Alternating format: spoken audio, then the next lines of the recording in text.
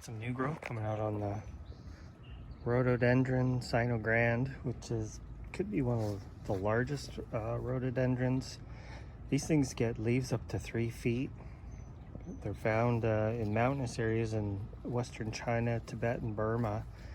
And I've had this guy for a couple of years now. I had him in another spot, and with the loss of some of my trees, my mature canopy, he ended up getting a lot more sun, and you can see the damaged leaves. So I decided to yank him and put him in this spot since I had a gunra in here and I just didn't really like it. So in he goes, gets a lot of dappled light, and as you can see, it is putting out a really nice flush of new growth. The soil in here is quite moisture retentive. I was in here yesterday actually fixing one of my irrigation lines, and the soil is quite damp. They do like well draining soil better than kind of mucky stuff, and they do like acidic soil. So when these do flower, it is a very pale yellow to whitish color, slow growing, but will eventually form. It'll kind of take in this whole area here, and eventually will be kind of an impressive tree. It seems to do this one flush per year, and that's about it. So I think it's gonna be many years before it's my height. Just kind of get in here. I'm gonna slip in and give you a little bit of a close-up. And so the leaves start out white, and then they kind of get this coppery color, and it's got that fuzz on it that eventually wears off.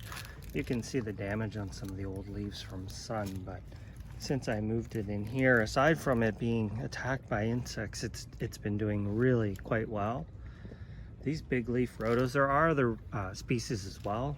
I think this one is the most common, but pretty cool, interesting plant, zones 8 to 10.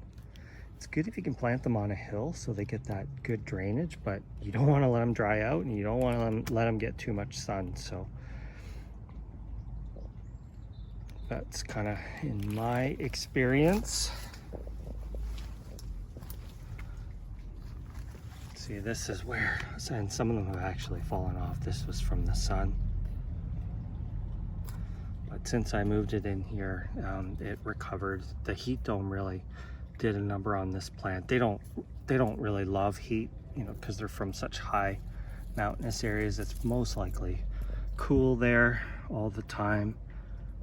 But it's growing on well. If you can find one and you live in zone 8 to 10, you got a nice kind of shady spot, this may be the plant for you. Very impressive looking when they get big.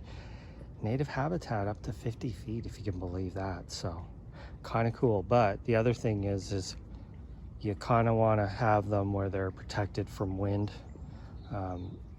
It can damage them. So I have these plants and trees, and they are blocking it. You can hear the wind around me, and this thing isn't even moving. So I think this might be the ideal spot for this guy. We'll see how he does in the coming years, and we'll see if he decides to throw up a flower this year. Nothing yet.